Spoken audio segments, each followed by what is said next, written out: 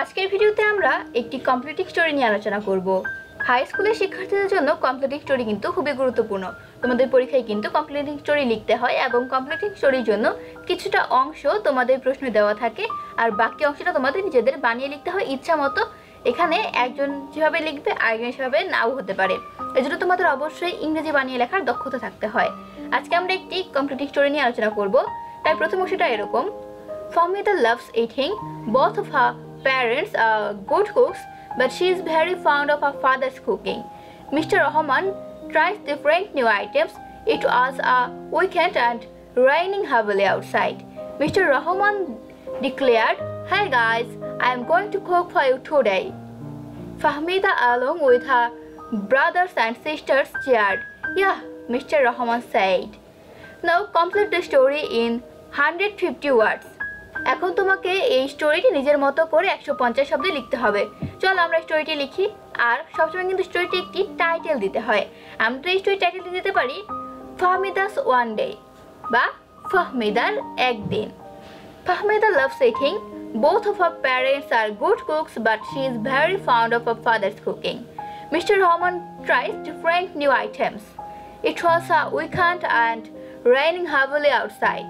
Mr. Rahman declared, "Hey guys, I'm going to cook for you today." Fahmida, along with her brothers and sisters, cheered. "Yeah," Mr. Rahman said. "Won't you sing a song now?" Fahmida started a song. They all are singing, "Aji chhoro chhoro mukhro badolo dine."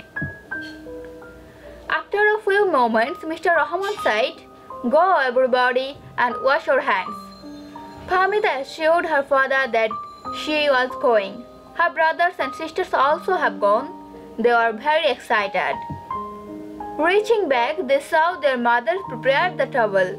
Mr. Rahman cooked morok pulao, which was very favorite to them. Seeing this favorite dish, they could not wait for a minute. Fahmida said, "It smells good." All started to eat with yummy taste. Fahmida, along with her brothers and sisters, said, "It tastes so delicious." বন্ধুরা, এই গল্পটা কিন্তু এভাবে না হয়ে অন্য কোনোভাবেও হতে পারতো।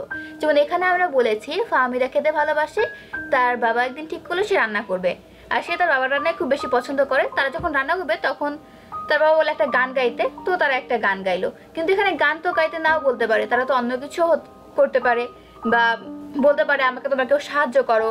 আবার এরকম হতে পারে যে তারা সবাই মিলে রান্না করলো, শুধু একা তো রান্না না করে সবাই মিলে রান্না করতে পারে। আবার এমনও হতে পারে যে তারা মোরগ পোলাও না রান্না করে অন্য কিছু রান্না করতে পারে। ভাই বোনদের কথোপকথনগুলো একটু চেঞ্জ হতে পারে। তো এইভাবে কিন্তু আমরা বিভিন্নভাবে একটি কমপ্লিটিং স্টোরিকে লিখতে পারি। ঠিক এ কারণেই কিন্তু আমরা যখন পরীক্ষায় বা যে কোনো কিছুতে আমরা একটি কমপ্লিটিং স্টোরি লিখি তখন একজনের সাথে আরেকজনেরটা মিল হয় না। তবে অনেক সময় আমরা এই ধরনের কমপ্লিটিং স্টোরিগুলো মুখস্থ করে থাকি, কিন্তু এটা মুখস্থ করা একদমই উচিত নয়।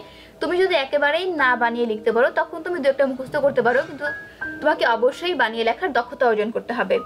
এতক্ষণ সাথে থাকার জন্য তোমাকে ধন্যবাদ। ভিডিওটি তোমার বন্ধুদের সাথে শেয়ার করতে পারো, এতে তারা উপকৃত হবে। আমাদের চ্যানেলটি যদি এখনো সাবস্ক্রাইব না করে থাকো তাহলে সাবস্ক্রাইব করো এবং পাশে থাকা বেল আইকনটি বাজিয়ে দিতে ভুলবে না।